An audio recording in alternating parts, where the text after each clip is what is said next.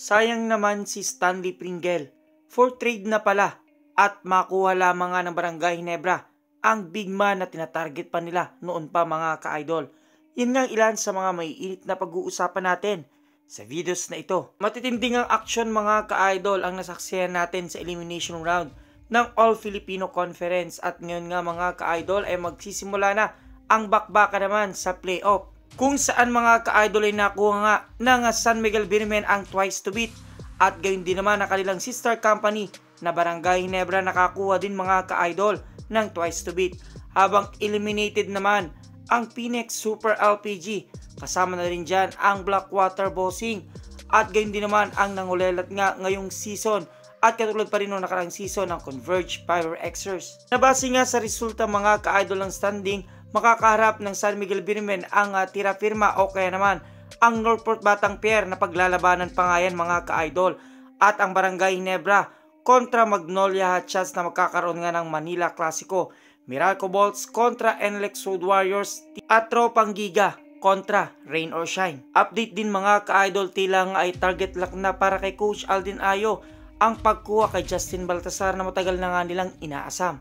Dahil sa sunod-sunod nga na silang kulelat na team mga ka-idol, malaki nga ang tsansa nila na sila ang makakuha ng first round pick. At pinag-uusapan din ng mga ka-idol ang jersey retirement itong si Arwin Santos sa SMB. Nabanggit nga ni Arwin Santos na gusto pa rin niya makabalik sa team ng SMB. At naikonekta nga mga ka-idol bilang isa sa mga Death 5 itong si Kabagnot. Tila sinasabi ng susunod na nga ba sa retirement ni Arwin Santos. At tila nga ikinumpara naman ni Arwin Santos sa kanyang sarili sa future na magiging Spider-Man na ito nga ay si Kevin Kiambao na nasa kolehiyo pa lamang.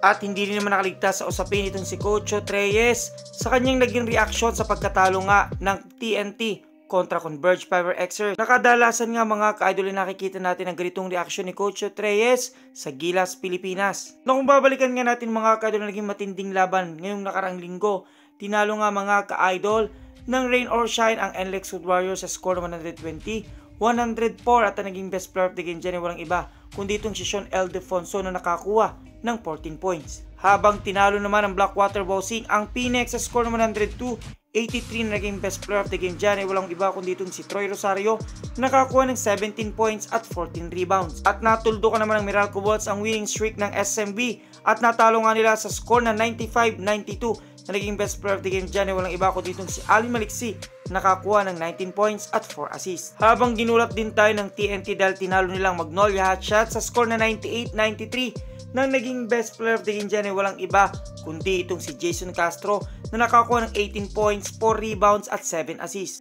At tila nga mga ka-idol naging makasaysayan ang huling linggo ng elimination round dahil tinalo nga ang tatlong team ng SMC Group. Kasama nga na dyan ang Barangay Ginebra na tinalo ng NLEX sa score na 76-72. Ang naging best player of the game dyan ay ang bagong player nila na si Robert Baulic na nakakuha ng 25 points, 6 rebounds at 8 assists. At ganyan conference mga ka-idol ay marami ding nagbago at marami ding lumabas na mga trade rumor. Katulad na lamang nitong si Morel na nakuha na nga ng Barangay Ginebra. At hindi rin nga nakaligtas itong si Sidney Mubre na sinasabing pakakawala ng Barangay Ginebra makuha lamang si Scotty Winston ng Converge Power Xers. Pero mas maturog nga ngayon mga ka-idol ang pagpapakawala maaari ng Barangay Ginebra kay Stanley Pringle at makasama nga ito sa mga trade plan.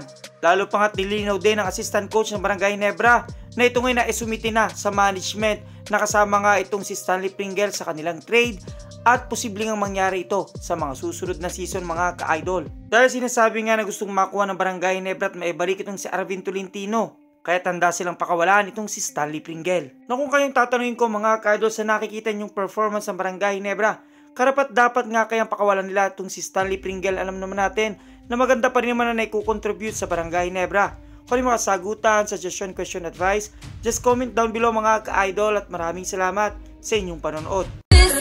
Oh